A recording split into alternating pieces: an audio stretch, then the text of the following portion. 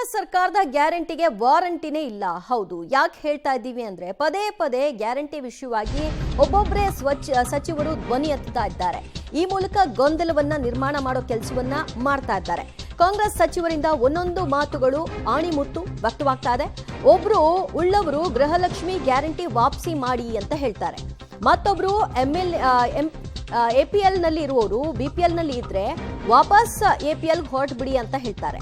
ಈಗ ಇನ್ನೊಬ್ಬ ಸಚಿವರ ಸರದಿ ಗ್ಯಾರಂಟಿ ಸರ್ಕಾರಕ್ಕೆ ಹೊರೆ ಅಂತ ಹೇಳ್ತಾ ಇದ್ದಾರೆ. ಹೊರೆ ಅಂತ ಗೊತ್ತಿದ ಮೇಲೆ ಅದನ್ನ ಘೋಷಣೆ ಮಾಡುವಾಗ ಎಲ್ಲಿ ಹೋಗಿತ್ತು ನಿಮ್ಮ ವಿವೇಕ ಅನ್ನುವಂತಹ ಪ್ರಶ್ನೆ ಈಗ ಸಾರ್ವಜನಿಕ ವಲಯದಲ್ಲಿ ಕೇಳಿ ಬರ್ತಾ ಇದೆ.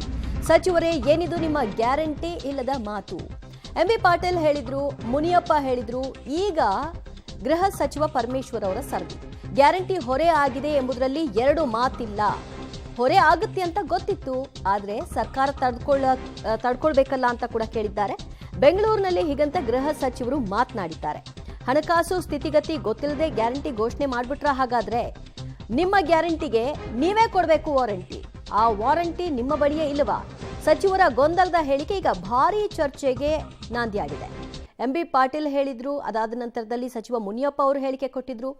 ಸರ್ಕಾರ ಗ್ಯಾರಂಟಿ ವಿಷಯದಲ್ಲಿ ದಿನಕ್ಕೊಬ್ಬರು ಸಚಿವರನ್ನ ಮಾತನಾಡಿಸೋ ಮೂಲಕ ಜನರನ್ನ ಇನ್ನು ಮುಂದಿನ ದಿನಗಳಲ್ಲಿ ಇದನ್ನು ತೆಗೆದುಹಾಕ್ತೀವಿ ಅನ್ನುವಂತಹ ನಿಟ್ಟಿನಲ್ಲಿ ಮೈಂಡ್ನ ಫಿಕ್ಸ್ ಮಾಡ್ತಾ ಇದ್ದಾರಾ? ಅರ್ಥವಾಗ್ತಿಲ್ಲ. ಕಾರ್ಡ್ಗಳು ಯಾರು ಎಲಿಜಿಬಿಲಿಟಿ ಇಲ್ಲ ಅವರು ತಗೊಳ್ತಾ ಇದ್ದಾರೆ. ಕೆಲವರು ಒಂದು ಅಪೀಲ್ ಅನ್ನು ಕೂಡ ಮಾಡಿದ್ದೇನೆ. ಯಾರು BPL ಪಟ್ಟಿಯಲ್ಲಿರೋ APL ನವರು ದಯವಿಟ್ಟು ಅವರೇ ಸ್ವತಃ ಬಿಟ್ಕೊಟ್ರೆ ಅವ್ರಿಗೆ ಪೆನಾಲ್ಟಿ ಇರಲ್ಲ. ನಾವು ಹೇಳಿದ ಮೇಲೇನು ಅವ್ರು ಬಿಟ್ಕೊಡ್ತಾ ಇದ್ರೆ ಪೆನಾಲ್ಟಿ ಹಾಕ್ಲೇಬೇಕಾಗಿದೆ. ನಾನು ಆ ಗೈಡ್ಲೈನ್ಸ್ ಇದನ್ನ ಒಂದು ಅಡ್ವರ್ಟೈಸ್ಮೆಂಟ್ ಕೊಟ್ಬಿಡ್ತೀವಿ. ಕ್ಯಾಬಿನೆಟ್ ಇದೆ, ಡಿಸ್ಕಸ್ ಮಾಡ್ತೀನಿ. ನಾನು ಶ್ರೀಮಂತರು ತಗೋಬಾರ್ದು, ಸ್ವಲ್ಪ ಅದರಲ್ಲಿ ಬಡವರಿಗೆ ಹೋಗ್ಬೇಕು. ಯಾರು ಅರ್ಹರು ಉಳಿದಿದ್ರೆ ಆ ಬಡವರಿಗೆ ಇನ್ಕ್ಲೂಡ್ ಆಗ. ಯಾರು ಶ್ರೀಮಂತರು ಇದ್ರೆ ಅವರು ಖುದ್ದಾಗಿ ಹೊರಗೆ ಹೋಗ್ಬೇಕು ಅಂತ ಅಥವಾ ಸರ್ಕಾರವನ್ನು ತೆಗೆಯುವಂತ ಯೋಚನೆ ಮಾಡಬೇಕು. ಅನರ್ಹ ಯಾರ್ಯಾರು ಬಿಟ್ಟು ಹೋಗಿದ್ರೆ ಪಾಪ ಬಡವರು, ಆ ಬಡವರನ್ನ ಸೇರಿಸುವಂತದ್ದಾಗಬೇಕು. ನೋಡಿ, ಹೊರೆ ಆಗಿದೆ ಅನ್ನೋದ್ರಲ್ಲಿ ಎರಡು ಮಾತಿಲ್ಲ. ಆದರೆ ಯಾವುದಕ್ಕೋಸ್ಕರ ಹೊರೆ ಆಗಿದೆ? ಬಡವರಿಗೋಸ್ಕರ ಹೊರೆ, ಅದನ್ನು ತಡ್ಕೊಳ್ಬೇಕಲ್ಲ ಸರ್ಕಾರ. ನಮ್ಗೆ ಗೊತ್ತಿತ್ತು ಹೊರೆ ಆಗುತ್ತೆ ಅಂತಲೇ ಗೊತ್ತಿತ್ತು. ಅದಕ್ಕಾಗಿ ಬಡವರಿಗೋಸ್ಕರ ಕೊಡುವ ಕಾರ್ಯಕ್ರಮದಲ್ಲಿ ಹೊರೆ ಆಗಲೇಬೇಕು. ಅದನ್ನು ಕಾನ್ಷಿಯಸ್ಲಿ ನಾವು ಮಾಡಿದ್ದೀವಿ, ಗೊತ್ತಿಲ್ಲದೆ ಮಾಡಿಲ್ಲ, ಗೊತ್ತಿದ್ದೇ ಮಾಡಿದ್ದೀವಿ.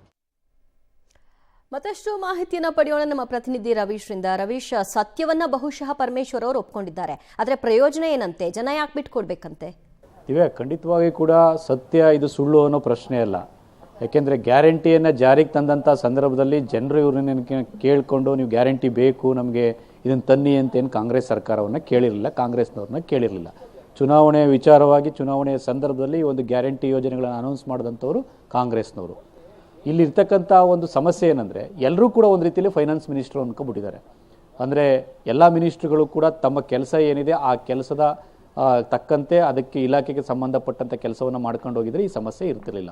ಕೊಡೋದು ಕೊಟ್ಬಿಟ್ರು, ಆದರೆ ಕೊಂಕು ಮಾತುಗಳನ್ನು ಆಡುವಂಥದ್ದನ್ನು ಕೂಡ ಮುಂದುವರಿಸ್ತಾ ಇದ್ದಾರೆ. ಯಾಕೆಂದರೆ ಸ್ವತಃ ಹಣಕಾಸು ಸಚಿವರಾಗಿರ್ತಕ್ಕಂಥ ಸಿದ್ದರಾಮಯ್ಯನವರೇ ಈ ವಿಚಾರದಲ್ಲಿ ಕ್ಲಾರಿಟಿ ಇದೆ ನನಗೆ, ಅಂದರೆ ಗ್ಯಾರಂಟಿ ಯೋಜನೆಗಳಿಗೆ ಹಣಕಾಸಿನ ತೊಡಕು ಇಲ್ಲ, ನಾವು ಬ್ಯಾಲೆನ್ಸ್ ಮಾಡ್ತಾ ಇದ್ದೀವಿ, ಸ್ವಲ್ಪ ಕಷ್ಟ ಆಗ್ಬೋದು, ಅದನ್ನು ಬ್ಯಾಲೆನ್ಸ್ ಮಾಡ್ತಾ ಇದ್ದೀವಿ, ನಾವು ನುಡಿದಂತೆ ನಡೀತೇವೆ ಅನ್ನೋದ್ರ ಮೂಲಕ ಎಲ್ಲೋ ಒಂದು ಕಡೆ ಬಜೆಟ್ನಲ್ಲಿ ಹಣವನ್ನು ಮೀಸಲಿಡ್ತಾ ಇದ್ದಾರೆ. ಆದರೆ ಆದಾಯ ಸಂಗ್ರಹ ಇದನ್ನು ಬ್ಯಾಲೆನ್ಸ್ ಮಾಡೋ ನಿಟ್ಟಿನಲ್ಲಿ 2 ತಿಂಗಳು 3 ತಿಂಗಳು ಈ ರೀತಿ ಹಿಂದೆ ಮುಂದೆ ಆಗ್ತಾ ಇದೆ.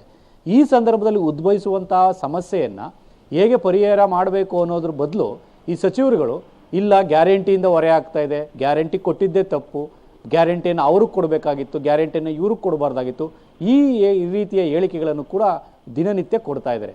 ಇದು ಕಾಂಗ್ರೆಸ್ನ ಸರ್ಕಾರಕ್ಕೆ ಆಗ್ತಾ ಇರ್ತಕ್ಕಂಥ ಸಮಸ್ಯೆ. ಯಾಕೆಂದರೆ ತಾವು ಮಾಡಿರ್ತಕ್ಕಂಥ ತಪ್ಪನ್ನು ಜನರ ಮೇಲೆ ಹಾಕುವಂಥ ಪ್ರಯತ್ನವನ್ನು ಮಾಡ್ತಾ ಇದ್ದಾರೆ. ಇದೇ ಜನಾಕ್ರೋಶಕ್ಕೂ ಕೂಡ ಕಾರಣವಾಗಿರ್ತಕ್ಕಂಥದ್ದು. ಹಾಗಾಗಿ ಹಣಕಾಸು ಸಚಿವರು ನಾವಲ್ಲ, ಅದಕ್ಕೆ ಸಂಬಂಧಪಟ್ಟವರು ಇದ್ದಾರೆ, ಅದಕ್ಕೆ ಸಂಬಂಧಪಟ್ಟಂಥ ಮುಖ್ಯಮಂತ್ರಿಗಳು ಕೂಡ ಇದ್ದಾರೆ, ಉಪಮುಖ್ಯಮಂತ್ರಿ ಇದ್ದಾರೆ ಅಂತ ಅಂದ್ಕೊಂಡ್ರೆ ಖಂಡಿತವಾಗಿ ಕೂಡ ಈ ರೀತಿಯ ಹೇಳಿಕೆ ಬರೋದಿಲ್ಲ.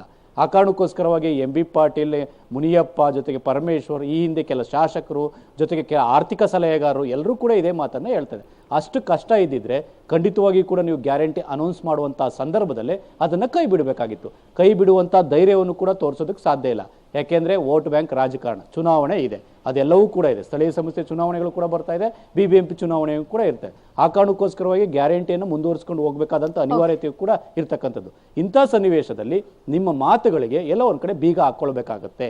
ಇದನ್ನ ಜನರು ಕೂಡ ಒಂದು ರೀತಿಯಲ್ಲಿ ಪದೇ ಪದೇ ದಿನನಿತ್ಯ ಈ ರೀತಿ ಹೇಳಿಕೆ ಕೊಡ್ತಾ ಇರ್ತಕ್ಕಂಥ ಹಿನ್ನೆಲೆಯಲ್ಲಿ ಅವರು ಕೂಡ ಆಕ್ರೋಶವನ್ನು ಹೊರಹಾಕ್ತಾ ಇದ್ದಾರೆ.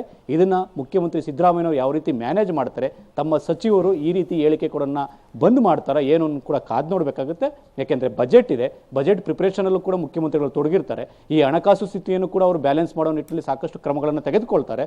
ಈ ಬಜೆಟ್ನಲ್ಲೂ ಕೂಡ ಎಷ್ಟು ಹಣವನ್ನು ಮೀಸಲಿಡ್ತೀವಿ ಅನ್ನೋದು ಕೂಡ ಅನೌನ್ಸ್ ಮಾಡ್ತಾರೆ. ಹಾಗಾಗಿ ಈ ಸಚಿವರುಗಳು ಈ ರೀತಿ ಹೇಳಿಕೆ ಕೊಡೋದನ್ನ ನಿಲ್ಲಿಸಬೇಕಾಗತ್ತೆ. ದಿವ್ಯಾ, ಥ್ಯಾಂಕ್ ಯು ರವೀಶ್ ನಿಮ್ಮೆಲ್ಲ ಮಾಹಿತಿಗೆ.